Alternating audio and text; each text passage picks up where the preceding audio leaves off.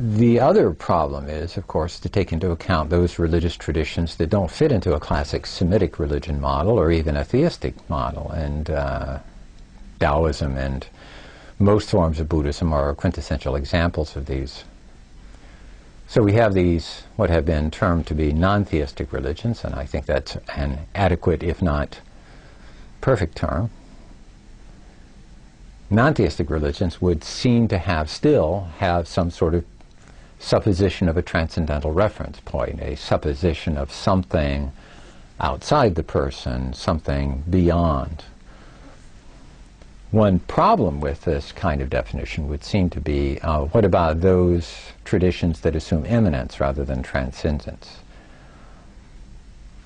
And I think one way around this is to simply reframe the discussion and try and understand that in some real sense, immanence is a form of transcendence. You are still reading into some level of reality beyond the immediate quotidian form, a reality that is not necessarily immediately perceptible within the world at large. And so we have to, in some sense, really go beyond immediate perception. We have to go into an abstract. We have to go into something which is favored in abstraction or abstract language. And this is one of the reasons why I started studying Sanskrit, because Sanskrit is really such a wonderful language for abstracts. It deals with abstract forms in a way that very few other languages do.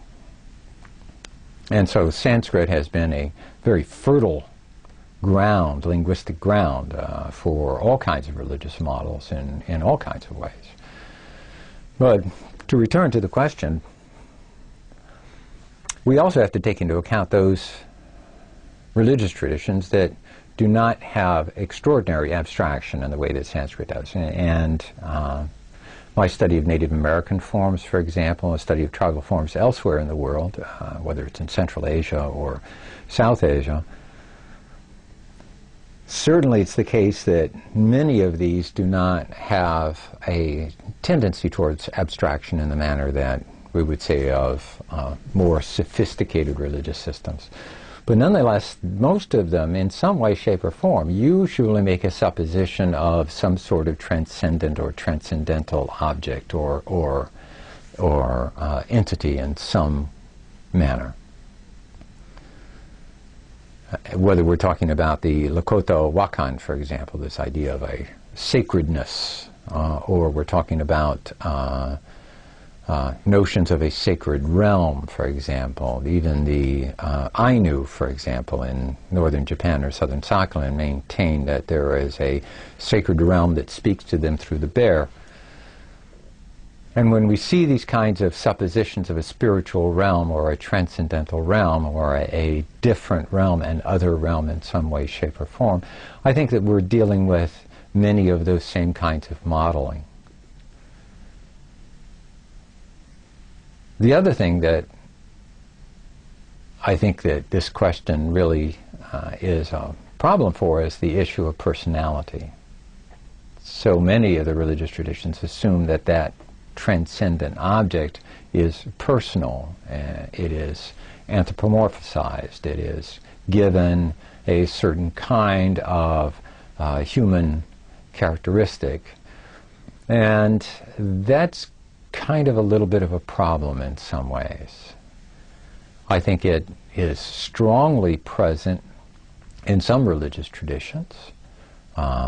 Theistic Hinduism, for example, sectarian Hinduism is very strongly involved in an idea of a personal divinity. So when we see in Bhagavad Gita or when we see in other great texts of theistic Hinduism, whether it's Vaishnava or Shaiva, I think we're seeing a very strong supposition reading of a personal identity within the divinity. And there are all kinds of qualifications that happen with reference to that. So any definition of religion needs to acknowledge this as one in a long spectrum of possible affirmations of a question of relationship or identity or personality factors within a transcendental form or a transcendental object.